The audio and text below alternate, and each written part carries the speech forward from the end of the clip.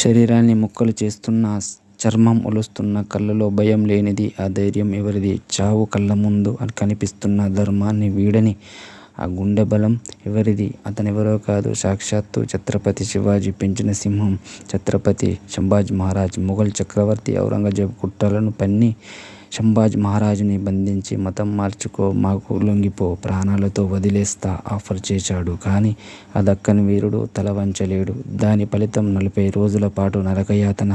కళ్ళు పీకేశారు, నాలుక కోసేశారు, గోళ్ళు ఊడపీకారు, తన శరీరాన్ని అంగుళం అంగుళం ముక్కలు చేశారు. అయినా చివరి శ్వాస వరకు జై భవానీ అంటూ గర్జించాడు తప్ప మతం మారలేడు, దేశాన్ని తాకట్టు పెట్టలేడు. ఆయన శరీరం ముక్కలై ఉండవచ్చు, కానీ అతని ఆత్మస్థైర్యాన్ని, ఔరంగజేబు అహంకారాన్ని ముక్కలు చేసింది. ఆ బలిదానమే మరాఠా సామ్రాజ్యంలో స్వతంత్ర జ్వాలను రగిలించింది. అంతటి మహాత్యాగికి మనమిచ్చే నిజమైన నివాళి. అతని కథని అందరికీ తెలియజేయడమే. జై సంభాజీ మహారాజ్, జై హింద్.